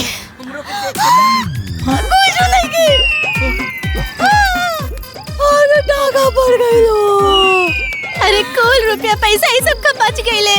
अरे जो ये बुढ़िया तो के पिलुआ पड़ी। अरे बुढ़िया तो के नरक में जगह ना मिली रे। सास बहू बतावा हो, ये हमरा के मुगलों के बाद सारा पता नहीं सो। अच्छा ठीक बा, तू डाल तो हम बात ए भैया जौना चीज के डर रहलू है भाईल। अरे दोनों लूट लेले सन। अब का हमने बैठ के झुनझुना बजाई झुनझुना। अब बताई साले जी, लूटल इतना आसान बाका आए? गांव जवार नहीं खे, थाना पुलिस नहीं खे। अरे केकरा नहीं खे पता कि पार्वती देवी के हमनियों के लेके आवा नहीं जा। हाय भाई, कहीं थाना पुलिस और गांव जवार के अपने में मिला लस तो का करबर हुआ लोग। सर जी जैसे के तैसा बोटी बोटी काट के एजा हमनी सब गाड़ दे, सारवा होगी संपत्ति के सुख। ए भैया, हमनी के सास तो हमनी के कंगाल कर देलस, बर्बाद कर देलस। अरे वो लूटरवन लूट के चल गइले। हमनी के तो जीवन अंधकार में हो गइले ओ भैया। ए बहना, अपन भाई के करामाती खोपड़ी पर भरोसा रखा, फिर खजाना के स्वाद चखा। ऊ चाहे पातालों में होई, हम ओके कोड़ के निकालब। अगर आसमान में भी हुई ओकरा के फोड़ के निकालब। दीदी, चली आई, चली आई, आई आई आई। दीदी, दीदी, दीदी जल्दी बाहर आई। दीदी जल्दी बाहर आई। हाँ। का भइल हो? दीदी लगता रात में घर में कुछ गड़बड़ भइल बा। हाँ। का गड़बड़ भइल बा हो? रवा लोग आई हमरा साथे, हम दिखाओ तनी। अब हम देखा तानी नु, आखिर गड़बड़ का भइल बा? अनु चला चला चला चला। हाँ चलो आई सब। आवा लोगन, हमरा पीछे पीछे आवा। ये देखी, कमरा में तो ताला लागल रहे और ताला के चाबी तो हम अपना कमरा में रखले रही। फिर वो यहाँ कैसे आ गई और एक ताला कैसे खुल गई? होय देखी, आमा जी के संदूक भी खुलल बा। हम कहा तानी ना, एक घर में रात में जरूर कोनो चोर आइल रहे। चोर आइल रहे? हाँ। देखी देखी देखी तीका जे चोरौले हो का गोड़ टूट जाओ। छोटकी दीदी, अब आए जो चाबी उठल, दरवाजा खुलल, संदूक खुलल, लागता कि दाल में कुछ काला बा। माता जी के वो कुल संपत्ति लुटा गई, जेकर चारों तरफ हल्ला बा। अरे छोटू भैया, ना कुछ काला बा ना कुछ पीला बा, ई सब झूठो के लीला बा। मतलब ये है कि आमा जी के कोनो सामाने में रवे ना कइल। ए छोटकी दीदी, तू तो कह देलू सब टेंशन आसान। आखिर कहाँ बा माता जी के वो कुल कीमती सामान? अच्छा वो कलसी, अच्छा वो माँ जी के सब गहना,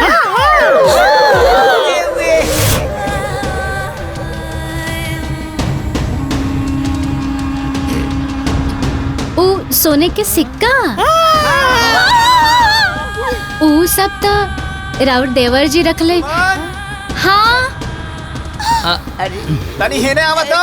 हाँ बस आवत नहीं। अरे अरे बता के चला। अरे हे हे भगवान वो के एक समय आवे के रहल। सास बहू और साजिश, सास बहू और साजिश, सास बहू और साजिश। कहाँ बानी जी? हम बाहर बरामदा में बानी। आवतनी। एक नंबर के बेईमान उ बुढ़िया बिया आ 2 नंबर के बेईमान उ संतोषवा बिया आ इतने ना 3 नंबर के बेईमान उ संतोषवा के मेहरियो बिया।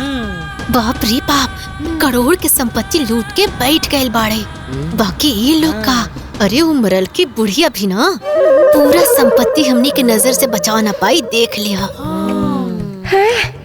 मुआला से पहले अम्मा जी मुआला के बाद बुढ़िया बुढ़िया ऐसा न होला का? अब का होई साले साहब, अब कैसे होई?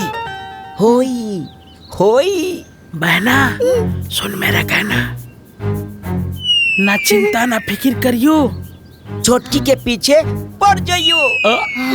अब करे के बाजुबे खेल। अब होई वो दोनों के प्लानिंग फेल। गरीब माहौल तोहनी की जीना, निकाल दे तोहनी के पसीना।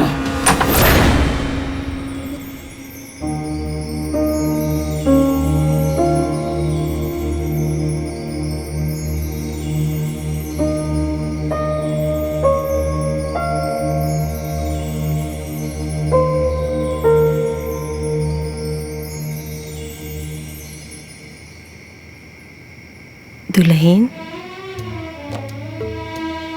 ए दुल्हन, दुल्हन,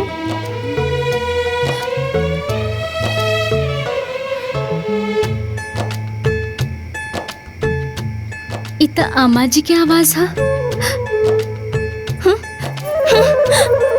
हम तोरा से कुछ कहल चाहता नहीं दुल्हन।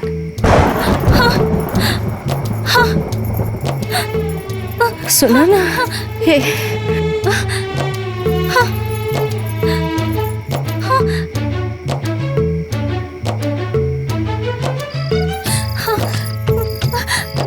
जी उठे ना। कहा बहन? हम अम्मा जी की आवाज सुननी है। हम क्या ऐसा लागल है कि अम्मा जी हमके बुलावत तानी।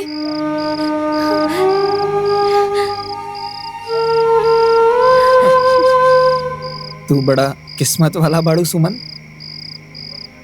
कि तोहरा के माई के आवाज सुने के मिलल। हमरा नसीब में तो ओहो नहीं क्या। संतोष, ए संतोष, संतोष,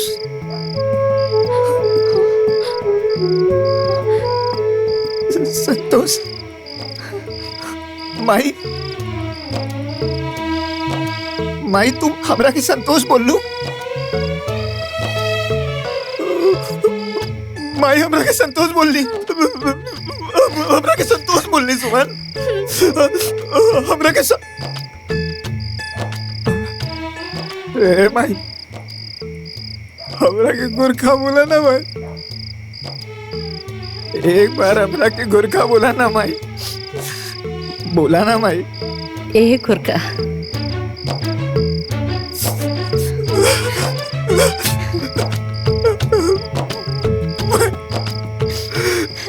हमरा के गोरखा बोल ली।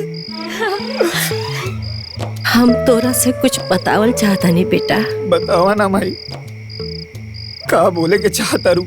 ए घर में ना तू लोगन के खिलाफ षड्यंत्र रचल जाता बेटा। हमार बात ध्यान से सुना बेटा। बेटा ओ लोगन के फूटी कौड़ी भी देवे के जरूरत नहीं के।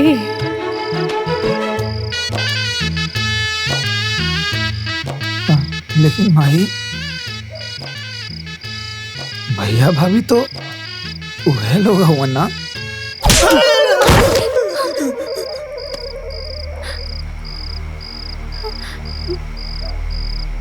अरे भोला दास, अब तो होशियारी दिखाओ। वो कुल हमरा संपत्ति के पीछे पड़ल बड़े, तोहनी के घर से निकाले के चक्कर में लगल बड़े। और तू बड़ा के दिन रात भैया भौजी के लोग रट लगवले बड़ा। कहनी ना कि एको फुटी कौड़ी ना देवे के बात ना देवे के बा। हाँ माँ जी, ना देहब ए जी बोली ना देहब। हाँ माई ना देहब, लेकिन हम ये सब करेंगे कैसे? तोरा के कुछ करे के जरूरत नहीं के बेटा, हम बानी ना के लोग के इलाज करे खातिर।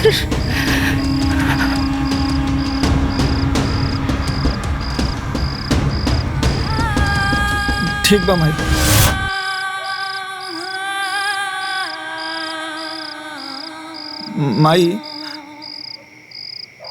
माई अम्मा जी, लागता अम्मा जी चल गई। ए जी ज्यादा चोट तो ना लागल?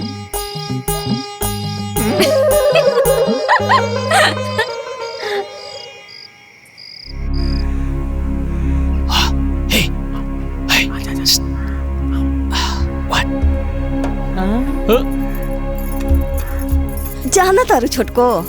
हाँ दीदी। तोहरा के देख के ना हमने के बड़ा दुख होला हो। हाँ अप्रेन के दुख होला ना। पिया होते माँ जी के साथ छूट गए, हमनियों के तोरा से कितना दूरी रही ना सन। जाए दीदी, ये सब केकरा हाथ में बा। एगो बात पूछी छोटको? हाँ दीदी पूछी ना। वो अम्मा जी के कुल गहनवा सन वो सब बा। उ जमीन के पेपर सब? अरे दीदी उहो बा। अरे ये सब तो हमरा सीधा साधा पतो के पीछे ही पड़ गल बड़े। कुछ तो उपाय करे के पड़ी।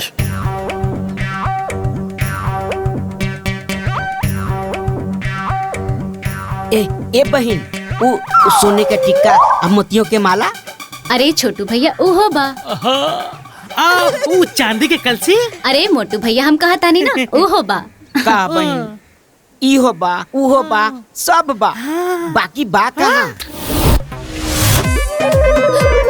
अरे दीदी कहाँ हुए? दीदी दीदी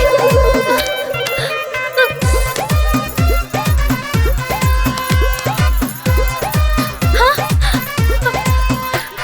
अरे करंट। हाँ हाँ हाँ पापा कहा ले एकदम करंट लागेला, डंडा से मारला से ठीक हो जाला।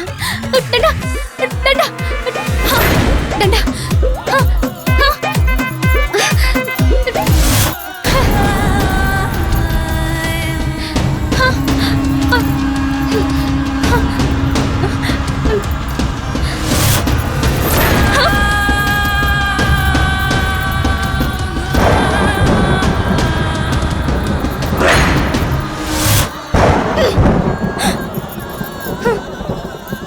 सास बहू और साजिश, सास बहू और साजिश, सास बहू और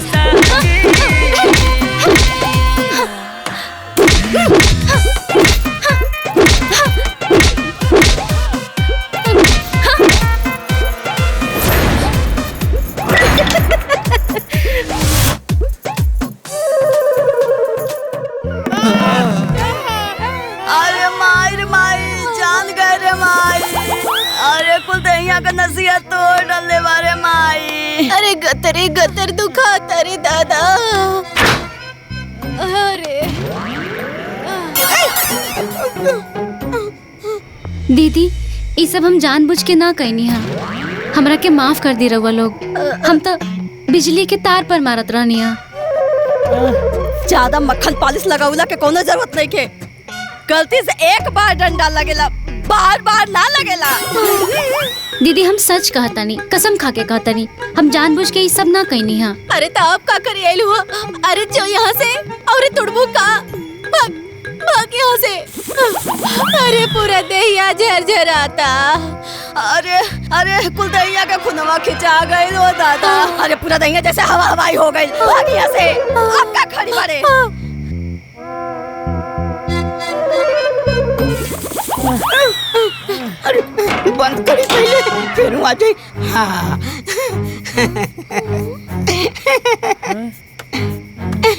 ए बहना, एक बात हमको याद आई।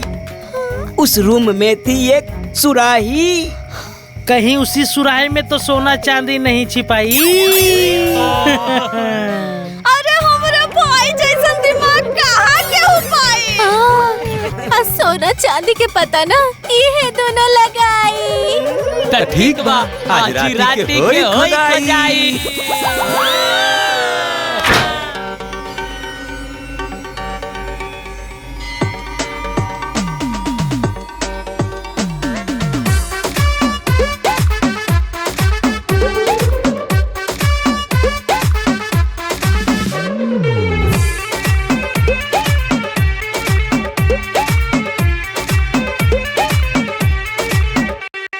दोनों बहुरानी खूबे सयानी करे लगली मस्तानी।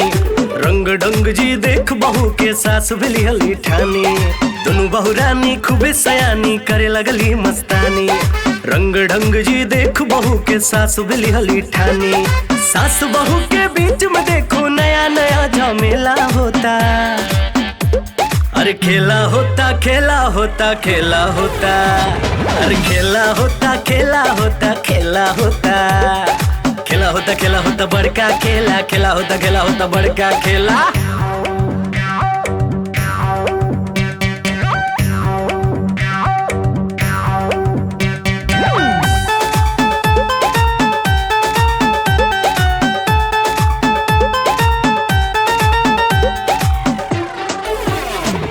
सब लोग रात भर मिलजुल के खोज खोज बिन करता वे खुल खुल के। कब है बक्सा में, कब हो बक्सा में, कब है कोठरी में, कब हो कोठरी में। कोठरी कोठरी कोठरी में बहुरानी लोग बाजना आवे हो। फिर सासू जी सबक सिखावे हो।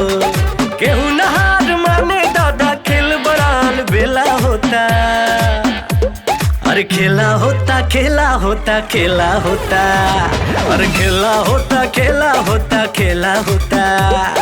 खेला होता खेला होता बड़का खेला। खेला होता खेला होता बड़का खेला।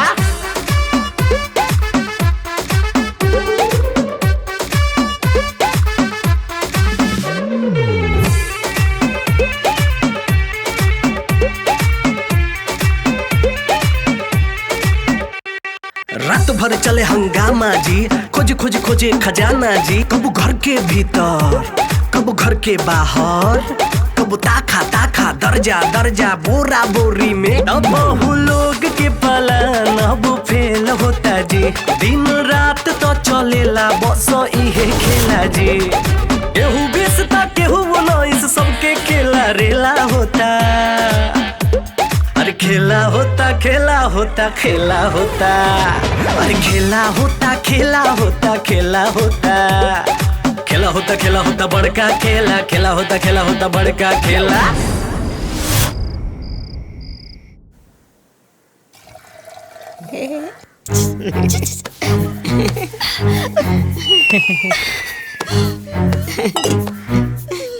ओ बहना, सुन मेरा कहना।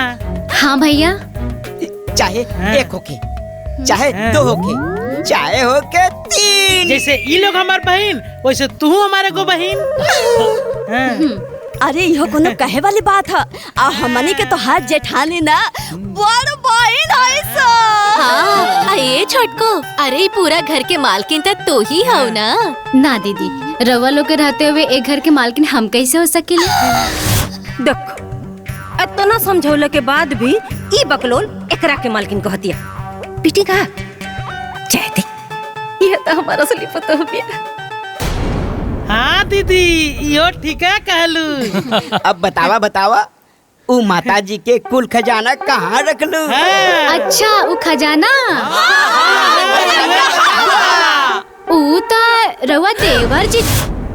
हाँ, अरे ये लोग कहाँ चल गए? बतावा बतावा, अब की तरह के बताइबू? कहाँ चल गए लोग?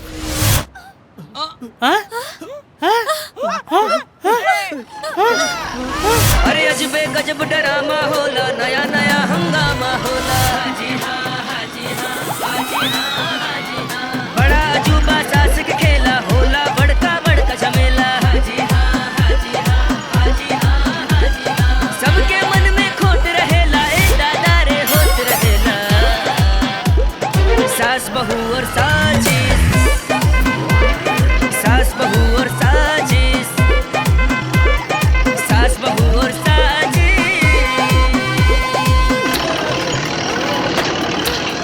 रुक गए, रुक गए, हमने बच गए नहीं सर।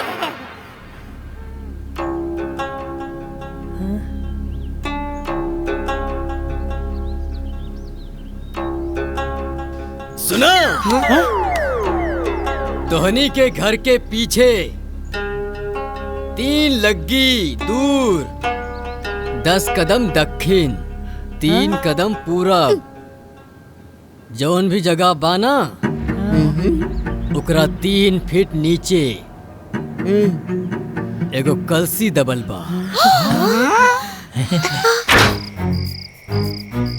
अब अरे चला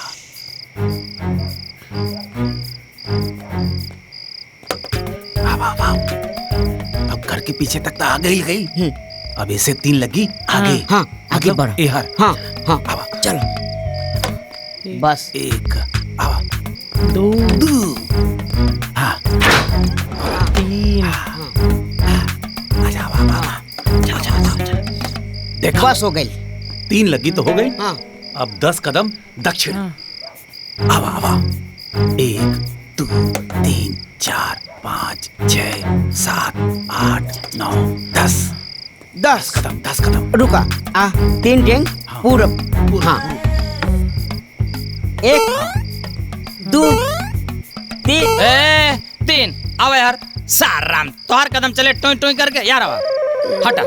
अच्छा ना बोला 1 2 3 3 आवा। हाँ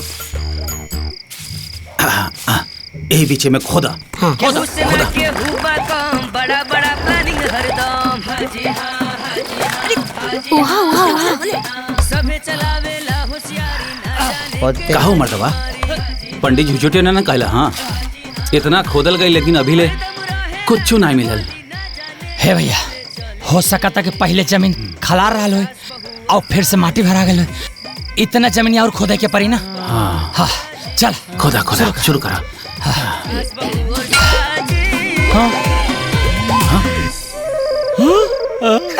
मिल गई।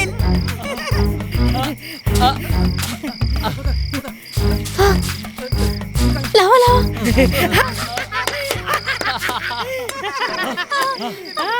खजाना मिल गई।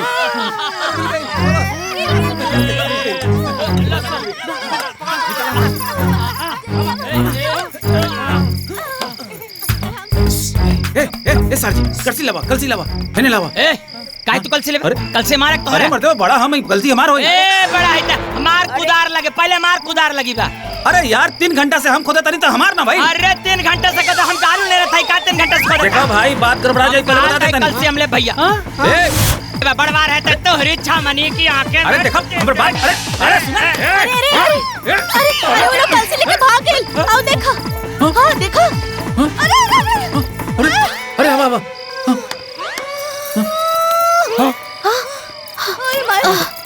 गई नहीं। चल हाय देखा। अरे जाई थी। ए भाई ये तेरी दीवारी देख। हम कमरा में देखता नहीं। चल हाय चल। ए दीदी, अरे हमारे छोटू मोटू ऐसे न करी है। सही बात अरे रे, वो लोग ऐसे ना कर सकेला। वो है ना, वो ऐसे ना करी है सन। ये अलसी कलसी कुछ गइल कहाँ? वो दोनों गइले कहाँ? वो है ना, कितना खोजता नहीं कुछ पता ना चला। सही बात अरे रे। बड़का जासूस बोलवले रहलू। सरवा बेईमान निकल गई, सब लेके भागल। मोर भाई ऐसे ना कर। हे तो कहाँ चल गए? हाँ अंदर ध्यान हो गई का? बता जा 1 नंबर के मिल जाए तो बोटी बोटी काट दी। अरे पगला गेल बड़ा का बोटी बोटी कर देबा। हमार भाई ऐसा ना कर सके। 1 नंबर के तोर भाई चोर बा। एक नंबर के बेईमान बा, एक नंबर के ला। तू दोनों जना कान खोल के सुन ला, ओकनी के साथे साथे दोनों जने के खैर नहीं खे। ज्यादा बोला तारा। बैठाई सरवा सब चल गई हाथे से। अरे हाथे माई धन चल गई। दीदी, अरे दीदी, अरे कहाँ बड़ हो? एजे तो बाटी ना। अरे ये कुल काबा, अरे वहाँ पे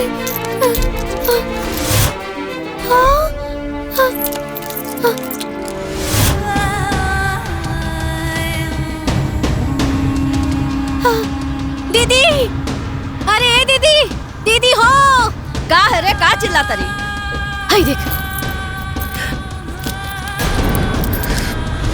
हाय तोरे तकिया के नीचे सोना के सिकायल कहाँ से?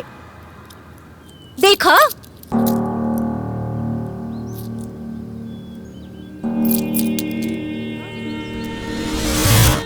अब मजा आई दोनों स्वार्थी बहन के। देखो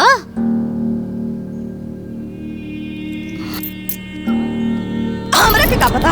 अच्छा, तोरा तकिया के नीचे सोना चांदी के सिक्का और तोरा पता नहीं खे। हमके तो लगा था दोनों भाईवन साथे मिलके तू बेईमानी करे थई। अरे तोर दिमाग खराब हो गइल बरे। अरे हमार दिमाग तो खराब पड़ले बा, तोर तो नियत खराब हो गइल बा। अरे हमरे नहीं पता रहे कि हमार सब बहिन संपत्ति के लालच में इतना गिर जाई। अरे खुद तक गिरिए गेली, दोनों भाईवों के गिरा देली। अरे तू चोटी नंबर 1, लालची नंबर 1, अरे तू कमीनी नंबर 1। अरे तो पगला गइल बरे। अरे बाप, एक तो चोरी ऊपर से सीना चोरी। ले समझ में आई? हाँ, और चाटा दी। रुक, तोरा के हम बतावता नहीं। हम पगला बारे। हम तू चोरी करबो, चोरी करबो तू बारे। चोरी करबो त लड़के करे। तू चोरनी बाड़ू, तू चोरनी बाड़ू। कल्याणी बिया भाई ए पगला, रोटे रहबे का रे? अरे तोर बड़की माई के साथ इतने दिन तक भगवान के किताब में लिखल रहल हरे। मत रो, चुप हो जा, मन छोट मत कर, अधीर मत होखा। कल 10 गाटर है, कुल टहने लोग के करे के है।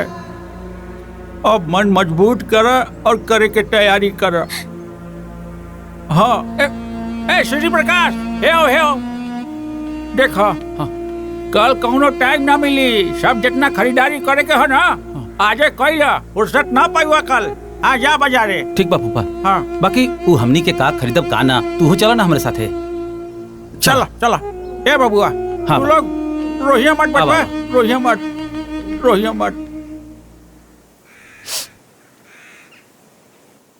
गुरखा दुल्हन माई, इन्हें उन्हें कहाँ देखा तारा बेटा? तू लोग हमरा के नहीं की देख सकत, बाकी हम तू लोगन के देख सकत नहीं। हम तू लोगन के सामने है बेटा। सामने? हमार बात ध्यान से सुना। ये मृत्यु लोक है बेटा। यहाँ जे केहू भी आवेला ना, ओकरा के एक न एक दिन यहाँ से जाए के पड़ेला। तू लोग भी अब अपने माई का मुंह छोड़ दा बेटा। कैसे कि हमरो जाए के समय नजदीक आ गइल बा।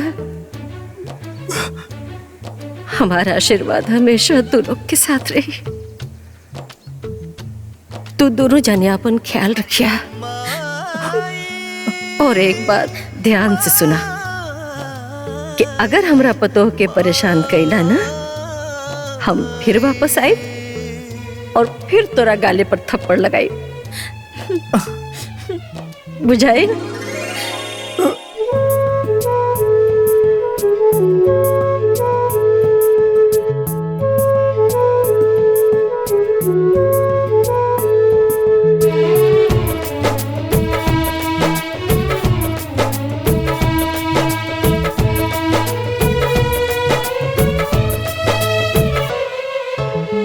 कैसन रीत कैसन रचना, छूटे आपन टूटे कल्पना।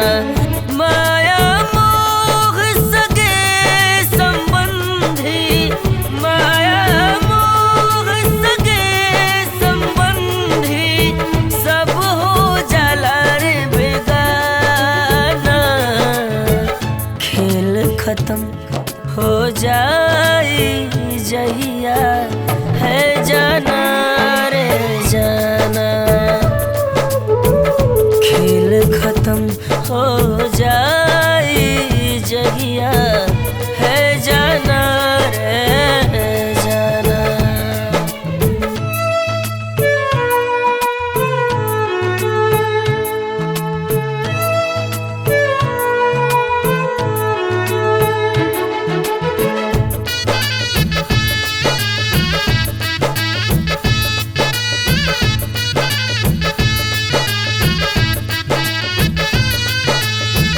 आना जाना जग के रीति, फिर भी मोह न जाला हो। जन्म के दिन ही भरा खेता, मरण के दिन भी लिखाला हो। झूठहू के जुड़ल बाटे जग में सब तना रे बाना। खेल खत्म हो जाए जहिया है जाना रे जाना। खेल खत्म हो जाए जहिया है जाना रे जाना।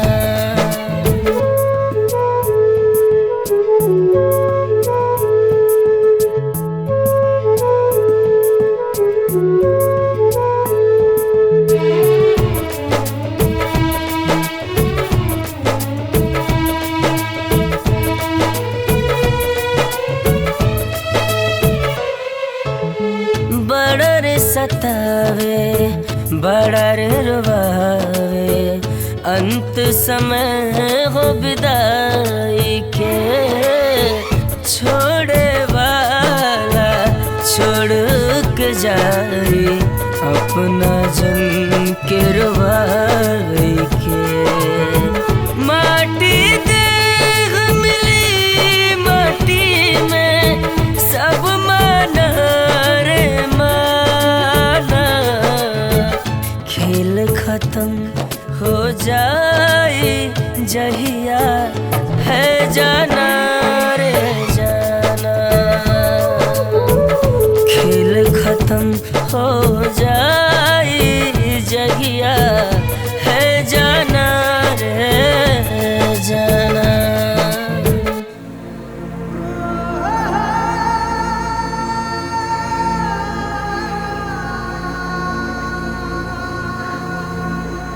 बबुआ, ये अंतिम खाना है तोहरे तरफ से तोहार बड़की माई के। बबुआ बड़ा श्रद्धा से ही खाना और पानी दी हो, और हाथ जोड़ करके कहिया कि माई हमार जौन श्रद्धा रहल, जौन औकात रहल, ओहे हिसाब से हम कोई हो। तो कौनो गलती हो गई होके तो ओके क्षमा करिया और आशीर्वाद मांगिया ए बेटा।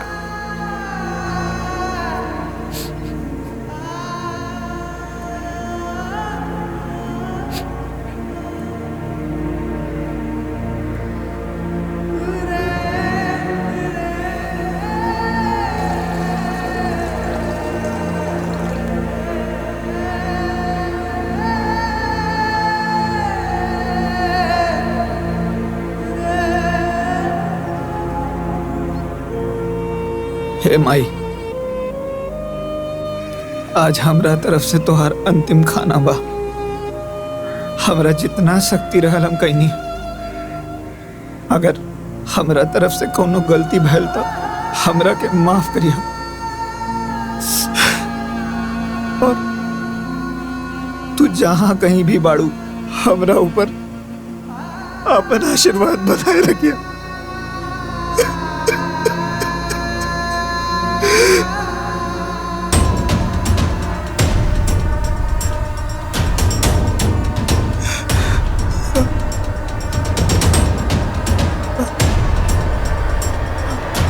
माई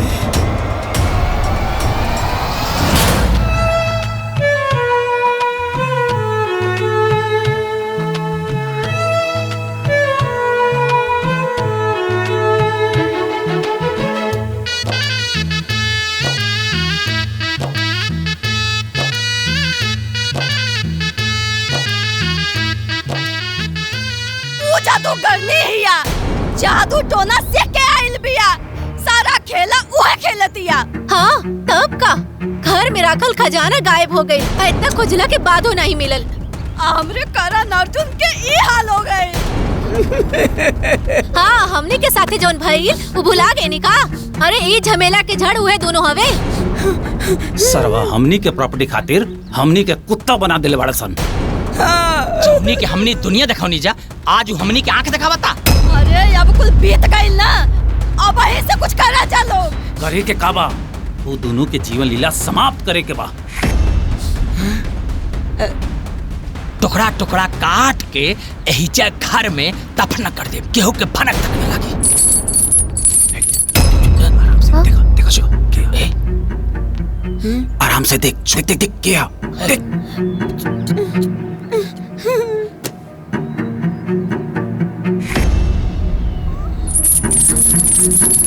ए जी वह दोनों सनहन हो। आज ओकनी के समाप्त कर देवे के बा एकदम। हे सातरा जल्दी से।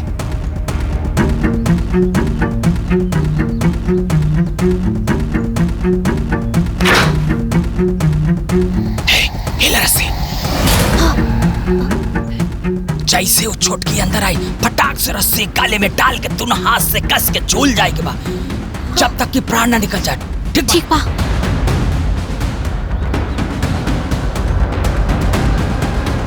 सब लोग तैयार बड़ा? हाँ हाँ तैयार बानी।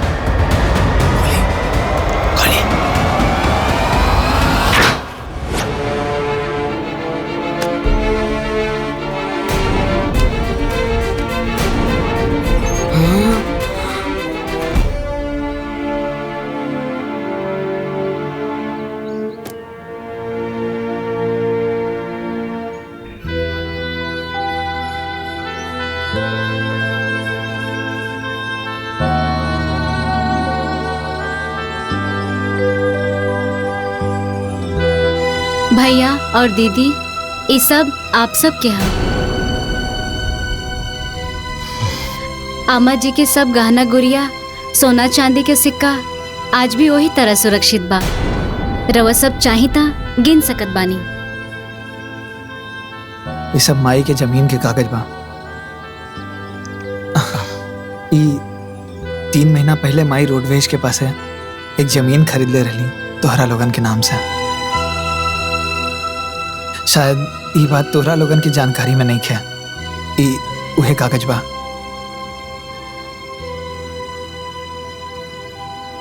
और ये अम्मा जी के बैंक के बैलेंस और ये एफडी के कागज है। ये सब आप सब के हैं। और भैया तोहरा के तो पता बा ना कि जब हमार माई मर गल रहनी त तू हमरा के गोद में ले आके बड़की माई के दे देले रहला। ये अनाथ का अगर केहू सहारा बनलस तो वो तुहे रहला भैया।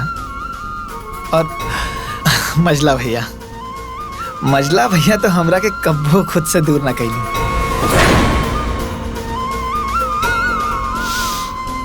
हमका आजहू याद है भैया कि वो पुरनकी साइकिलिया पे 2 लोगन के बैठे की जगह रहल तो मजला भैया का कैलन हमके उठा के अपना कंधा पे बैठा लेलन।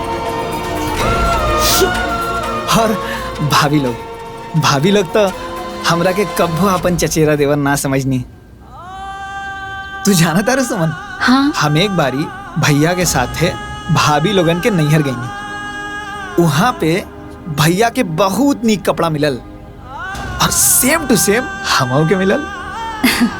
और पता है क्या भाई, हमके 1001 रुपया भेंट मिलल। पूछ ला भाभी से। और भैया लोग हम तू लोगन से बस यह कह चाहता नहीं कि माई के चल जाए के बाद हम लोगन की दुनिया में तू लोगन के सिवाय और कौनो सहारा नहीं है। जैसे सारा जीवन अपन बड़की माई की सेवा करनी, वैसे तू लोगन की सेवा करे चाहता नहीं। हम तो हर भाई है, हमरा के गहना गुड़िया धन दौलत जेवर जेवरात इकुल नहीं खे चाहता नहीं। हमरा के बस तू लोगन के साथ और आशीर्वाद चाहिए। ए बाबू, ए संतोष, अरे नारे, अरे हमनी के तोहरा लोग के कितना गलत समझत रहनी हन सन रे। तोहरा लोग के ना का से का सोचत रहनी हमनी के, पर ना तू ता हमनी के आँख खोल देला हो, आँख खोल देला। हमने तो राम ना बन पौनी जा, लेकिन तू लक्ष्मण बन गया। हे संतोष, माई सही कहत रहली कि हमने भले सगा बेटा बानी, तू सगा बेटा से पढ़ के बड़ा। धन दौलत गहना गुड़िया ये सब कुछ ना चाहिए हमनी के, कुछ ना चाहिए रे बाबू, हमनी के कुछ ना चाहिए। अरे माही के चल गईला के बाद ना तू ही घर के असली मालिक बाड़े। बस एक उम्मीद करता नहीं रे बाबू कि हमनी के जब जब शहर से आई ना, तब तक अपना भाई के बड़ भाई के तरह हमनी के आदर और सम्मान दिए रे बाबू। ये सम्मान सारी जिंदगी रही भैया। हमने बड़ा होवे के बड़प्पन तो ना देखा पौने, बाकी तू सन छोट होवे के पर बहुत अच्छे से निभावले है। हमरे के माफ कर दे छोटकी, माफ कर दे रे। ना दीदी, आप लोग तो हमार गार्जियन है और गार्जियन माफी ना मांगेला, गार्जियन तो आशीर्वाद देवेला। ए छोटको, कबो कबो बढ़ानों से गलती हो जाला, अपन बड़ बहन समझ के माफ कर दिया। अरे दीदी, बड़ लोग माफी ना मांगेला, अरे बड़ गार्जियन तो आशीर्वाद देवेला। ए छोटकी बहन, छोटकी बहना करो दुहाई, हम दोनों है तेरे भाई। अब हमको यही कहना, हमारे पास है 3-3 महीना।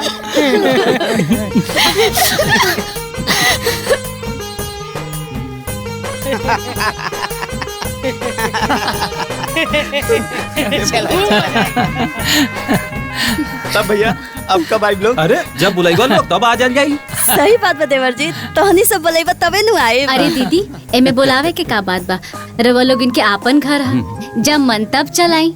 हमनी के सेवा खातिर तैयार बनी जा। अच्छा तो ठीक बात है, जल्दी से खुशखबरी दा, देखा हमने कैसे भागल आइन सब। तब तो हमारा अड्डा यही बनेगा, सब्जी पूरी रोज चलेगा। अच्छा चले कि अब लेट होता है। अच्छा प्रणाम भैया। खुश रह, खुश रह। अच्छा दीदी, जोड़ लागत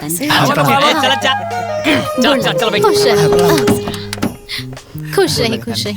अपन ख्याल रखिया। अरे हवा लोग लेट होता। चल चल। तू लोग अपन ध्यान रखिया, हाँ, और मौका मिले तो हमनी के लगे आइया। ए देवरानी जी, हमरे देवर जी के ख्याल रखिया, बच्चा रोए के ना चाहिए। अच्छा चला तक। Bye bye bye bye bye by.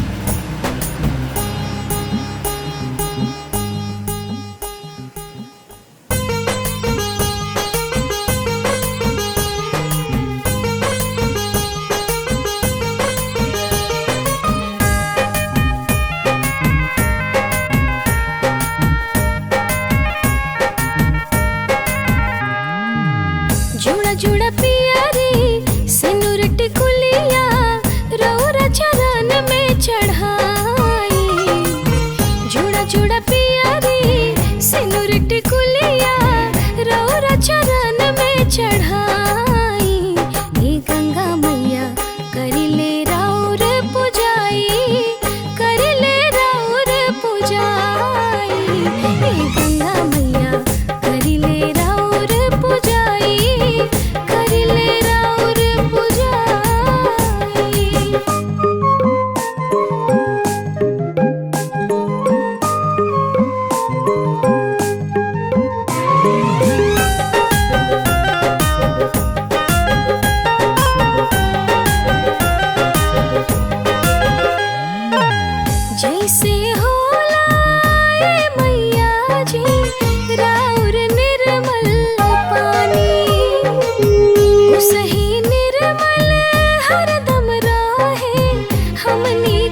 झिल